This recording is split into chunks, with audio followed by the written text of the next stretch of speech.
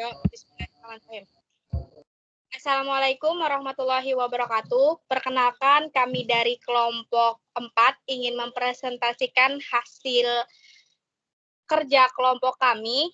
Di sini, perkenalkan, nama saya Tiara Sulistiani sebagai moderator dan perwakilan dari kelompok 4. Di sini saya ingin menyebutkan nama anggota kelompok saya. Yang pertama, Aprinda Putra Prasetya, yang kedua Halda Wigasa Atsahra, yang ketiga Tiara Sulistiani, yang keempat Trimita Ayuningsih, yang kelima Nancy Ilaika, yang keenam Vidya Lokseunia Erwanto, yang ketujuh Fadila Nur Rahmatul Asria, yang ke-8 Dewi Pangestuti, yang ke-9 Maria Rosari, yang ke-10 Leonardo Dimas Prasetya, dan yang terakhir Wulandari. Di sini yang akan presentasi pertama, kepada yang ingin presentasi, saya persilahkan.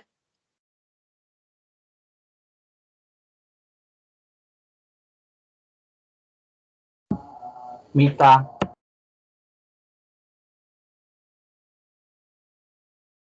Baik, saya akan mempresentasikan hasil kerja kelompok kami. Menurut Undang-Undang 30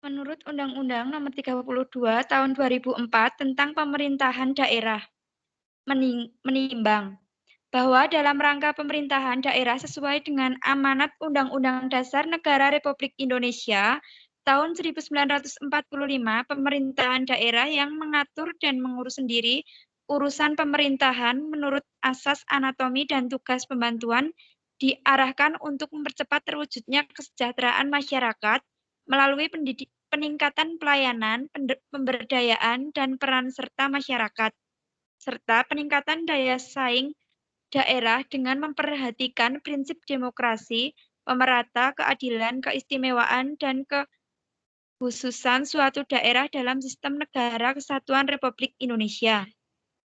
B.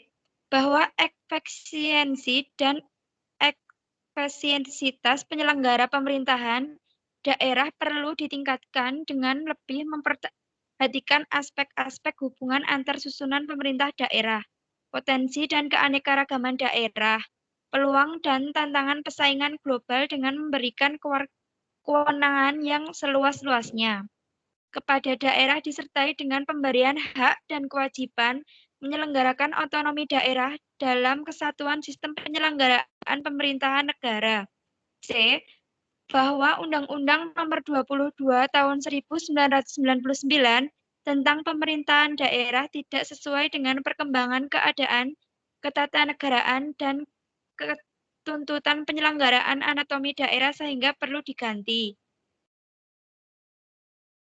Mengingat Pasal 1, Pasal 4, Pasal 5, Pasal 18, Pasal 18A, Pasal 18B, Pasal 20, Pasal 21, Pasal 22D, Pasal 23E, ayat 2, Pasal 24A ayat 1, Pasal 31 ayat 4, Pasal 33, dan Pasal 34 Undang-Undang Dasar Negara Republik Indonesia tahun 1945, dan nepotisme atau lembaran negara Republik Indonesia tahun 1999, nomor 75, tambahan Lembaga Negara Republik Indonesia nomor 3851.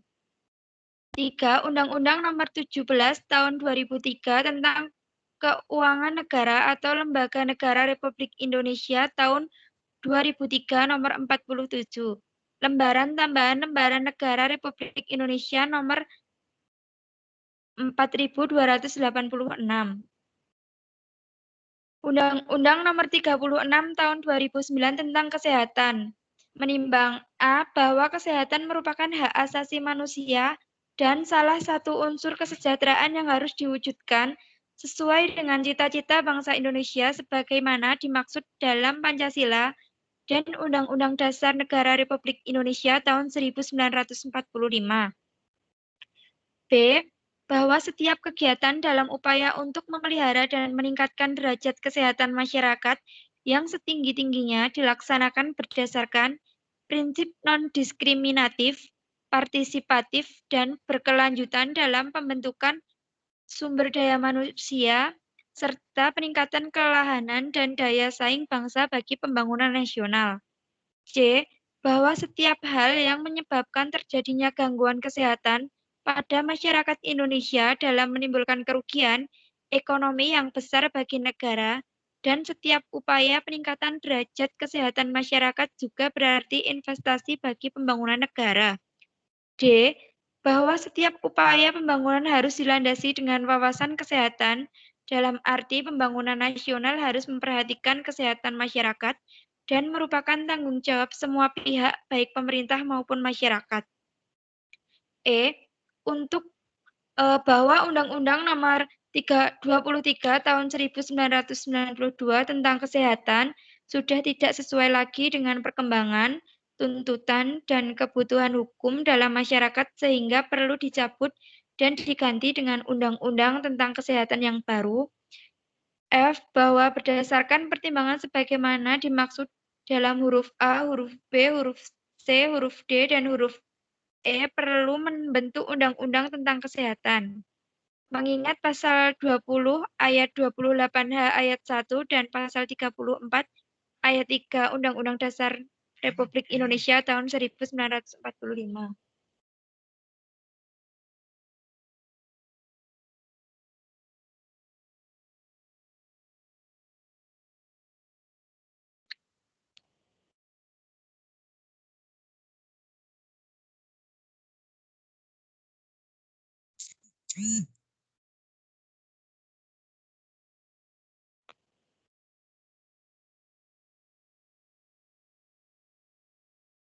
Selanjutnya untuk Mbak Dewi dipersilahkan.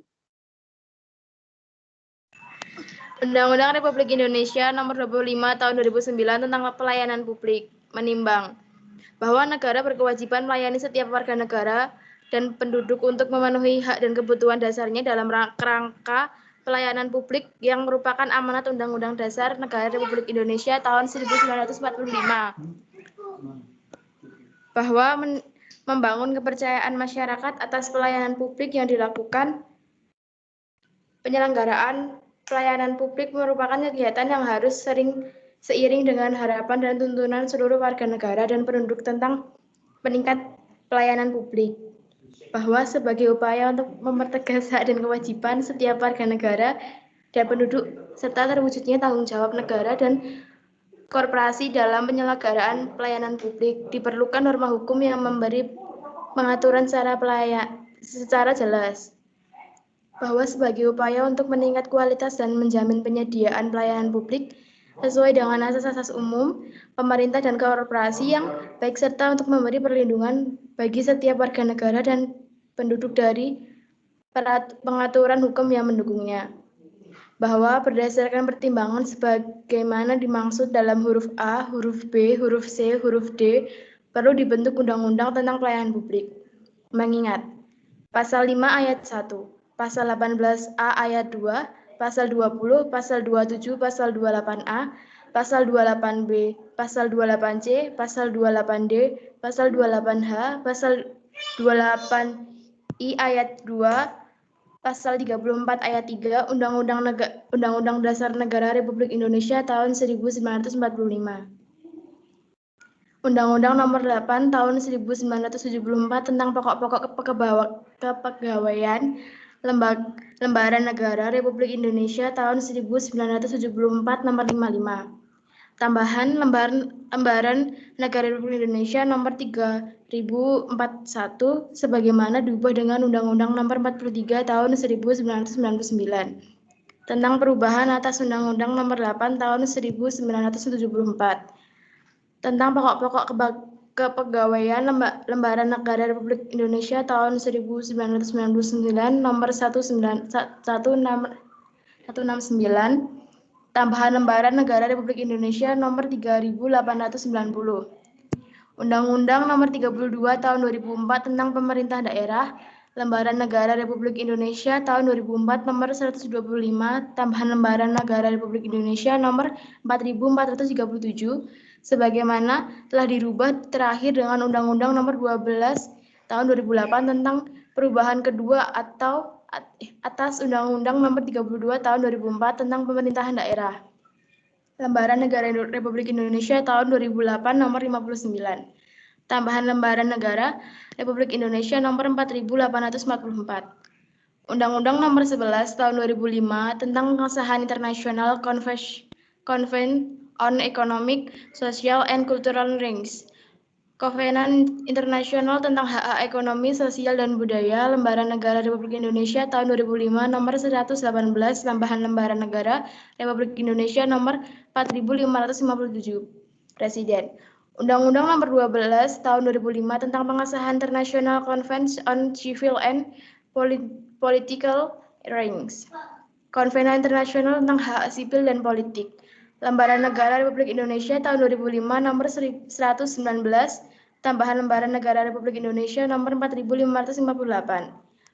Undang-Undang nomor 37 tahun 2008 tentang Ombudsman Republik Indonesia. Lembaran Negara Republik Indonesia tahun 2008 nomor 139, tambahan Lembaran Negara Republik Indonesia nomor 4899.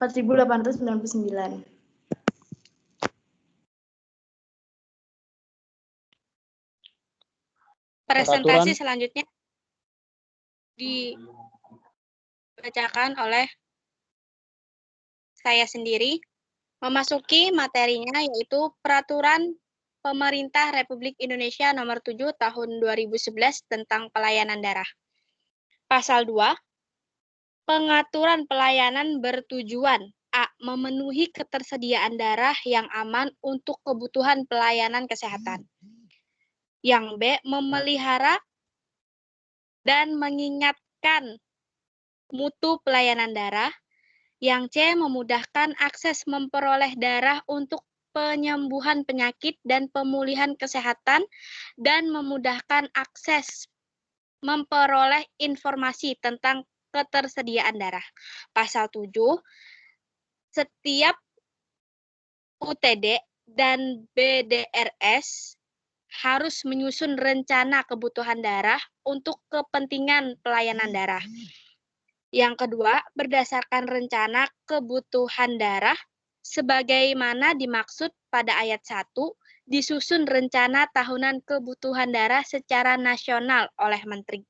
Pasal 9, yaitu yang pertama, tindakan medis pengambilan darah hanya dilakukan di UTD dan atau tempat tertentu yang memenuhi persyaratan kesehatan dan harus dilaksanakan oleh tenaga kesehatan yang berwenang sesuai dengan standar. Yang kedua, setiap pengambilan darah harus didahului dengan pemeriksaan kesehatan pendonor darah dan mendapat persetujuan dari pendonor darah yang bersangkutan. Yang ketiga, pendonor darah harus diberi informasi terlebih dahulu mengenai resiko pengambilan darah dan hasil pemeriksaan darahnya. Yang keempat, dalam hal hasil pemeriksaan darah sebagaimana maksud pada ayat 3 reaktif, maka UTD harus menganjurkan kepada yang mendapat penanganan lebih lanjut. Yang kelima, ketentuan lebih lanjut mengenai standar pengambilan darah sebagaimana dimaksud pada ayat 1 diatur dengan peraturan pemerintah. Pengaturan Menteri. Pasal 10, tenaga kesehatan wajib memberikan label pada setiap kantong darah pendonor sesuai dengan standar.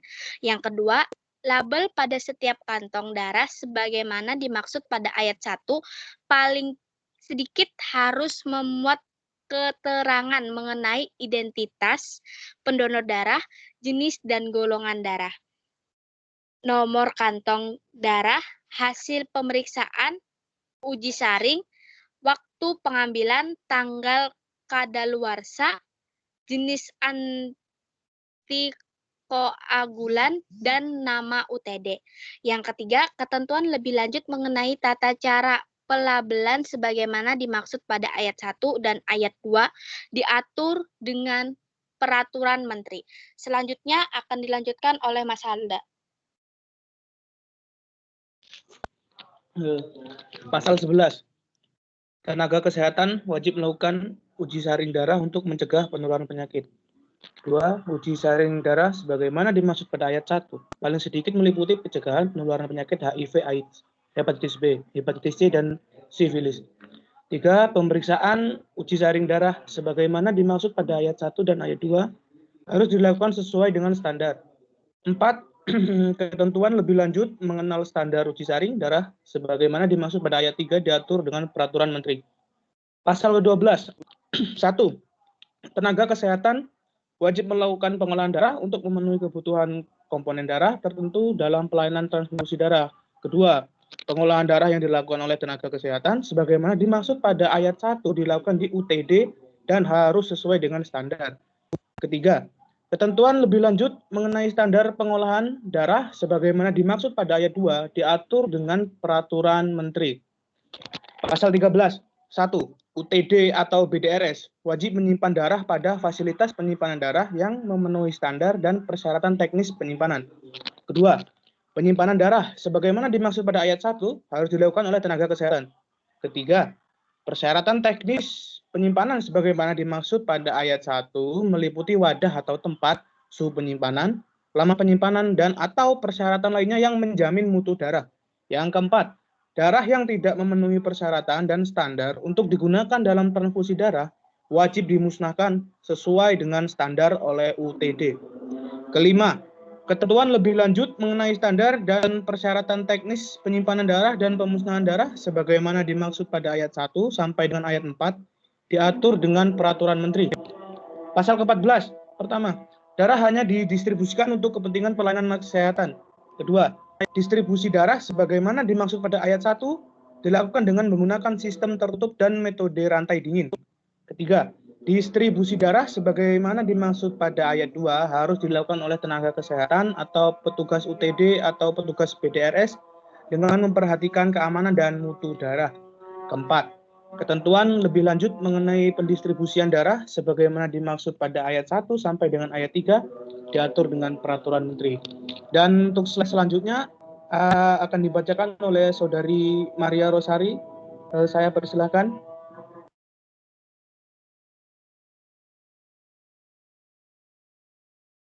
Pasal 15, 1, jabatan fungsi harus disatukan dan diserahkan oleh UTD kepada UTD lain, UTD kepada BDRS, UTD atau BDRS kepada fasilitas pelayanan kesehatan lain sesuai kebutuhan. 2. Siap penyerahan pada sebagaimana dimaksud pada ayat 1 harus disertai dengan berita acara penyerahan darah.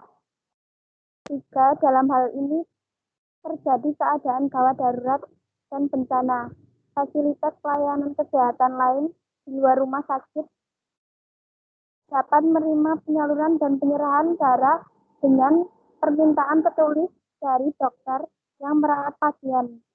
4. Ketentuan lebih lanjut mengenai penyaluran dan penyerahan darah sebagaimana dimaksud pada ayat 1 sampai dengan ayat 3 diatur dengan peraturan menteri. Pasal 16, 1. Tindakan medis memberikan darah atau komponennya kepada pasien dilaksanakan sesuai kebutuhan medis secara rasional. 2. Tindakan medis pemberian darah atau komponennya kepada pasien sebagaimana dimaksud pada ayat 1 harus dilakukan disilang terasi sebelum diberikan kepada pasien. 3. Tindakan medis pemberian darah atau komponennya kepada pasien sebagaimana dimaksud pada ayat 1 harus dilaksanakan oleh dokter yang memiliki komponen dan kewenangan di fasilitas pelayanan kesehatan sesuai dengan ketentuan peraturan perundang-undangan. 17. tenaga kesehatan yang memberikan pelayanan transfusi darah harus membuat rekam medik pasien. Pasal 18, tenaga kesehatan. A. Tidak melaksanakan ketentuan mengenai pengambilan darah sebagaimana dimaksud dalam pasal 9 ayat 1, ayat 2, dan ayat 3. B. Tidak melaksanakan ketentuan mengenai pembelaan sebagaimana dimaksud dalam pasal 10 ayat 1. C. Tidak melaksanakan ketentuan mengenai upaya pencegahan penularan penyakit sebagaimana dimaksud dalam pasal 11 ayat 1 dan ayat 3. Tidak melaksanakan ketentuan mengenai pengolahan darah sebagaimana dimaksud dalam pasal 1 ayat 1 dan pasal 2. E. Tidak membuat rekam medik pasien sebagaimana dimaksud dalam pasal 17 dikenakan sanksi administratif oleh pejabat yang berwenang berupa teguran lisan, teguran tertulis, atau pencabutan izin praktik atau izin kerja. Permenkes 1796 tahun 2011. Peraturan Menteri Kesehatan Republik Indonesia nomor 196 Menkes per 8/2011 tentang registrasi tenaga kesehatan merupakan pengganti dari Peraturan Menteri Kesehatan Republik Indonesia nomor 161 Menkes per 1/2010 tentang registrasi tenaga kesehatan. Dengan adanya Permenkes tersebut, maka setiap tenaga kesehatan wajib memiliki surat tanda registrasi atau STR sebelum tenaga kesehatan tersebut melaksanakan tugas keprofesiannya. 1. Uji kompetensi wajib diikuti oleh mahasiswa program kesehatan sebelum mereka lulus dari institusi pendidikannya sebagai salah satu upaya pemerintah dalam hal pembinaan dan pengawasan kualitas tenaga kesehatan di Indonesia. 2. Surat tanda registrasi yang di tingkat STR adalah bukti tertulis yang diberikan oleh pemerintah kepada tenaga kesehatan yang telah memiliki sertifikat kompetensi. 3. Registrasi adalah pencatatan resmi terhadap tenaga kesehatan yang telah memiliki sertifikat kompetensi dan telah mempunyai kualifikasi tertentu lainnya serta diakui secara hukum untuk menjalankan praktik atau pekerjaan profesinya. 4. Bagi mereka yang lulus pendidikan sebelum tahun 2011 atau sebelum Permenkes ini dikeluarkan, tidak diwajibkan mengikuti uji kompetensi dan kepadanya dapat diberikan surat tanda registrasi STR dengan masa berlaku 5 tahun.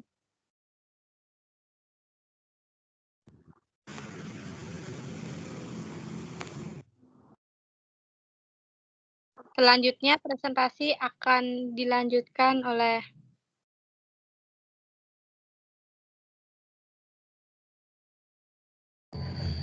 Peraturan Menteri Kesehatan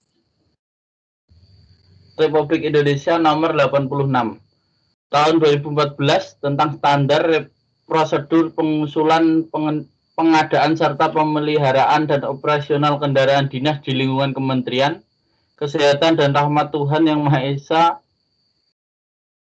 Menteri Kesehatan Republik Indonesia, menimbang bahwa dalam rangka menjamin terlaksananya tata tertib administrasi dan tertib pengelolaan barang milik negara, khususnya kendaraan dinas, diperlukan adanya persamaan persepsi dan langkah-langkah secara integral dan menyeluruh dari unsur-unsur yang terkait dengan pengelolaan barang milik negara dengan memperhatikan asas fungsional, kepastian hukum, transparansi, efisiensi, akuntabilitas, dan kepastian nilai.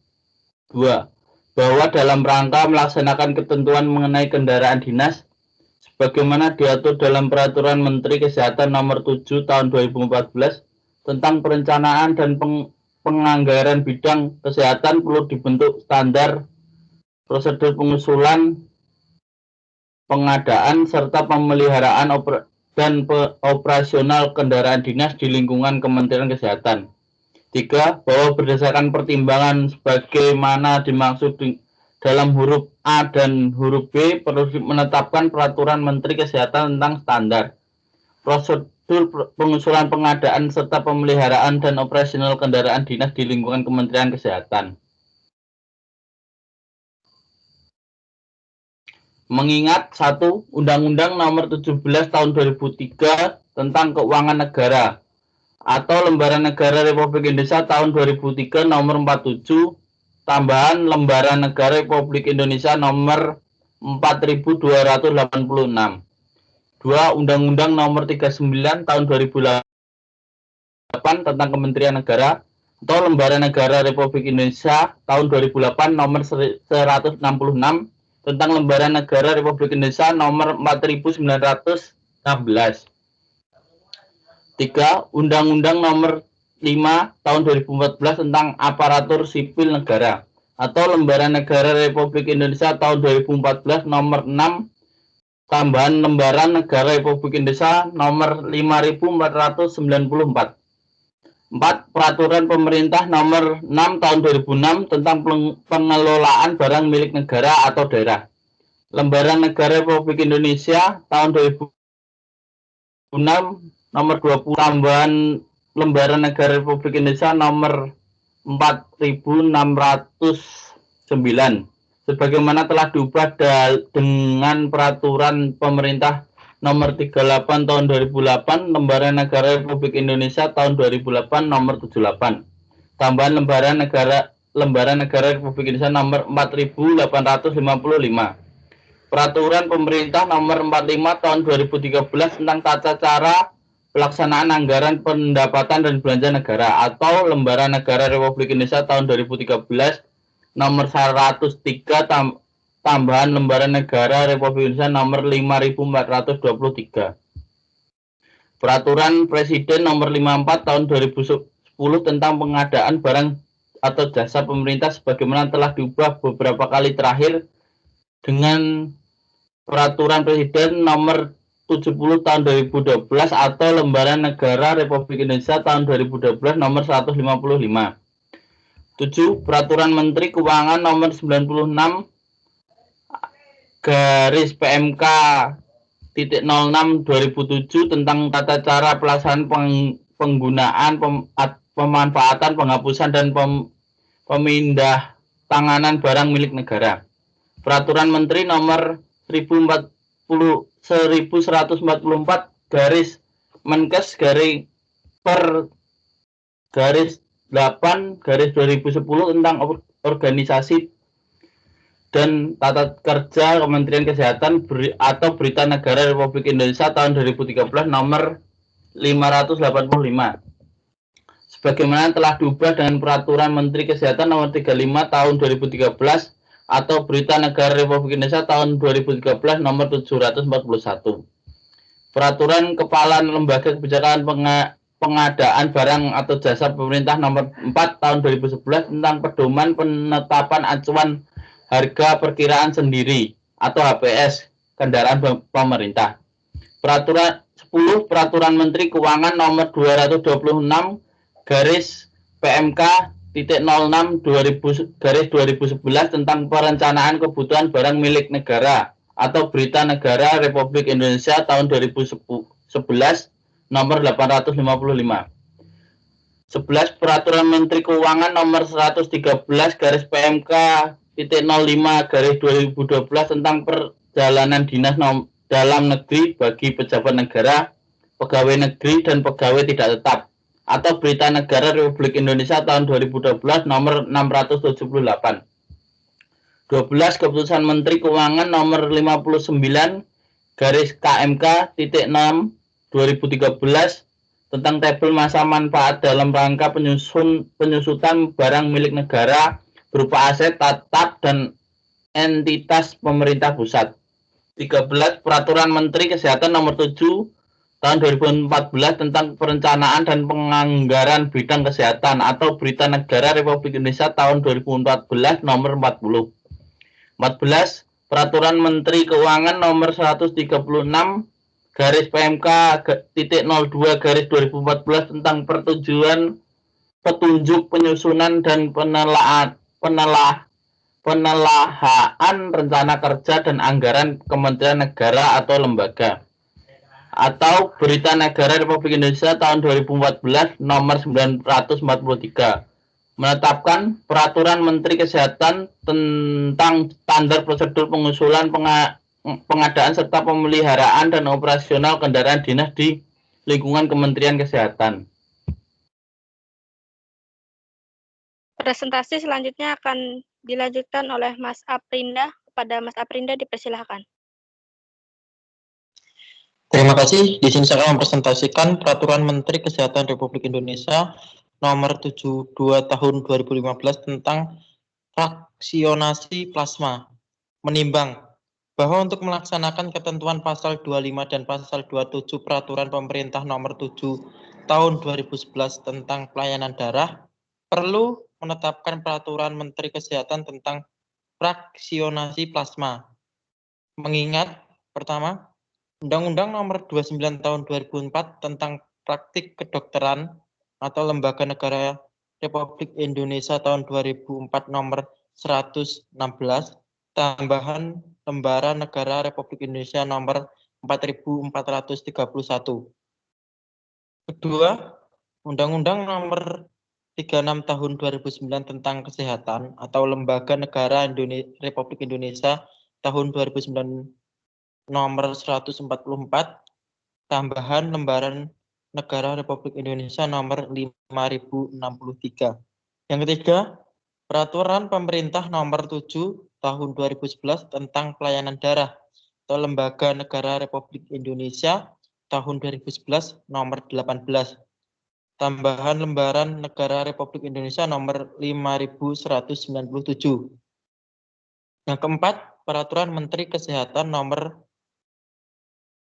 1010 /Menkes/per/11/2008 tentang registrasi obat.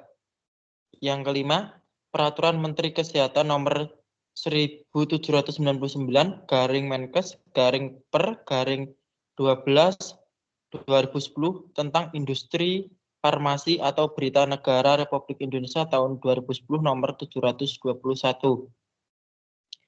Yang keenam, Peraturan Menteri Kesehatan Nomor 83 Tahun 2014 tentang unit transfusi darah, bank darah rumah sakit, dan jenjang pelayanan transfusi darah atau Berita Negara Republik Indonesia tahun 2004 nomor 1756.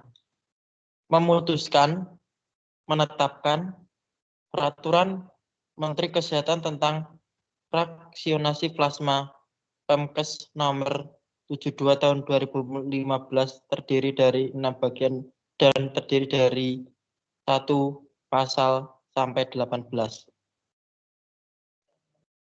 Presentasi selanjutnya akan dibacakan oleh Mbak Vidya. Kepada Mbak Vidya dipersilahkan. Ya. Peraturan Menteri Kesehatan Republik Indonesia Nomor 91 Tahun 2015 tentang Standar Pelayanan Transfusi Darah. Memutuskan menetapkan Peraturan Menteri Kesehatan tentang Standar Pelayanan Transfusi Darah. Pasal 1. Standar pelayanan transfusi darah menjadi acuan bagi tenaga kesehatan dan pelaksana program di bidang kesehatan dalam penyelenggaraan pelayanan transfusi darah. Pasal 2. Standar 2 pelayanan transfusi darah bertujuan menjamin pelayanan darah yang aman, berkualitas, dan dalam jumlah yang cukup. Pasal 3. Yang pertama, standar pelayanan transfusi darah meliputi A. Sistem manajemen mutu pelayanan darah, B. Pelayanan transfusi darah di unit transfusi darah, C. Pelayanan transfusi darah di pusat plasmaferesis, D. Pelayanan transfusi darah di bank darah rumah sakit, E. Pemberian transfusi darah kepada pasien, dan F. Sistem informasi pelayanan darah. Yang kedua, ketentuan lebih lanjut mengenai standar pelayanan transfusi darah sebagaimana tercantum dalam lampiran yang merupakan bagian yang tidak terpisahkan dari peraturan menteri ini. Pasal 4. Yang pertama, Menteri, Gubernur, dan atau Bupati Wali Kota melakukan pembinaan dan pengawasan terhadap penyelenggaraan standar pelayanan transfusi darah sesuai dengan tugas dan kewenangannya masing-masing. Yang kedua, pembinaan dan pengawasan sebagaimana dimaksud pada ayat 1 dapat melibatkan Komite Pelayanan Darah dan organisasi profesi. Pasal 5. Dalam rangka pembinaan dan pengawasan, Menteri, Kepala Badan Pengawasan Obat dan Makanan, Gubernur atau Bupati Wali Kota dapat memberikan tindakan administratif kepada UTD, BDRS, dan tenaga kesehatan yang melakukan pelanggaran terhadap ketentuan peraturan menteri ini. Yang kedua, tindakan administratif sebagaimana dimaksudkan pada ayat 1 dilakukan dengan ketentuan peraturan perundang-undangan. Pasal 6. Peraturan menteri ini dimulai berlaku pada tanggal diundangkan. Pelayanan darah merupakan upaya kesehatan perorangan sekaligus upaya kesehatan masyarakat. Menimbang bahwa kesehatan merupakan hak asasi manusia dan salah satu unsur kesejahteraan yang harus diwujudkan sesuai dengan cita-cita bangsa Indonesia, sebagaimana dimaksudkan dalam Pancasila dan Undang-Undang Dasar Negara Republik Indonesia tahun 1945. Yang kedua, bahwa setiap kegiatan dalam upaya untuk memelihara dan meningkatkan derajat kesehatan masyarakat yang setinggi-tingginya dilaksanakan berdasarkan prinsip non-diskriminatif, partisipatif, dan berkelanjutan dalam rangka pembentukan sumber daya manusia Indonesia, serta peningkatan ketahanan dan daya saing bangsa bagi pembangunan nasional. 3. Bahwa setiap hal yang menyebabkan terjadinya gangguan kesehatan pada masyarakat Indonesia akan menimbulkan kerugian ekonomi yang besar bagi negara. Dan setiap upaya peningkatan derajat kesehatan masyarakat juga berarti investasi bagi pembangunan negara. Yang keempat, bahwa setiap upaya pembangunan harus dilandasi dengan wawasan kesehatan, dalam arti pembangunan nasional harus memperhatikan kesehatan masyarakat dan merupakan tanggung jawab semua pihak, baik pemerintah maupun masyarakat. 5. Bahwa Undang-Undang Nomor 23 Tahun 1992 tentang Kesehatan sudah tidak sesuai lagi dengan perkembangan, tuntutan, dan kebutuhan hukum dalam masyarakat, sehingga perlu dicabut dan diganti dengan Undang-Undang tentang Kesehatan yang baru. Bahwa berdasarkan pertimbangan sebagaimana dimaksud dalam huruf A, huruf B, huruf C, huruf D, dan huruf E, perlu membentuk Undang-Undang tentang Kesehatan. Presentasi selanjutnya akan dibacakan oleh Mbak Nancy. Kepada Mbak Nancy, dipersilakan. Mengingat pasal 20, pasal 28H ayat 1, dan pasal 34 ayat 3 Undang-Undang Dasar Negara Republik Indonesia tahun 1945 menetapkan Undang-Undang tentang Kesehatan. Upaya kesehatan pasal 47, upaya kesehatan diselenggarakan dalam bentuk kegiatan dengan pendekatan promotif, preventif, kuratif, dan rehabilitatif yang dilaksanakan secara terpadu, menyeluruh, dan berkeseimbangan. Bagian ke-11, pelayanan darah pasal 86. 1. Pelayanan darah merupakan upaya pelayanan kesehatan yang memanfaatkan darah manusia sebagai bahan dasar dengan tujuan kemanusiaan dan tidak untuk tujuan komersial. 2. Darah sebagaimana dimaksud pada ayat 1 diperoleh dari pendonor darah sukarela yang sehat dan memenuhi kriteria seleksi pendonor dengan mengutamakan kesehatan pendonor. 3. Darah yang diperoleh dari pendonor darah sukarela sebagaimana dimaksud pada ayat 2 sebelum digunakan untuk pelayanan darah harus dilakukan pemeriksaan laboratorium guna mencegah penularan penyakit. Pasal 88. 1. Pelaksanaan transfusi darah meliputi perencanaan, penggerahan pendonor darah,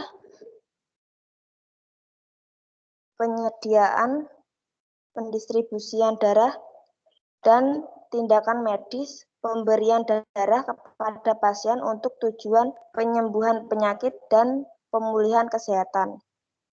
2. Pelaksanaan pelayanan transfusi darah dilakukan dengan menjaga keselamatan dan kesehatan dari tenaga kesehatan dari penularan penyakit melalui transfusi darah.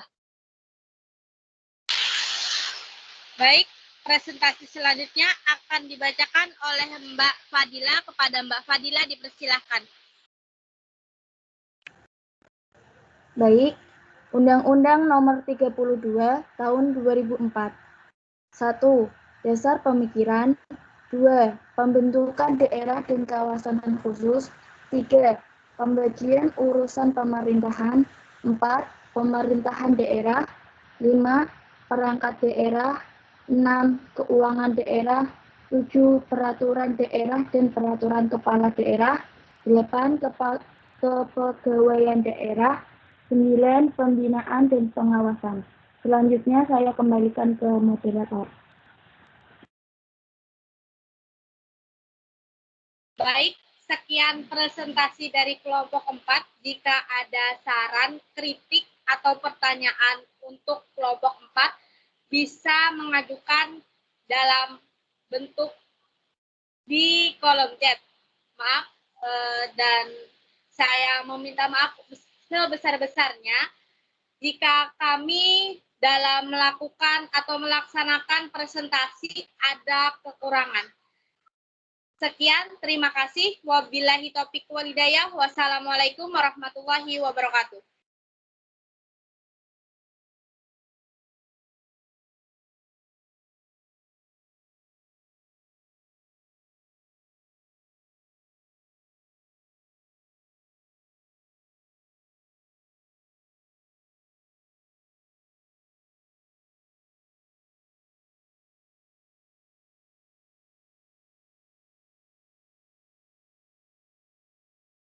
Halo, halo, halo.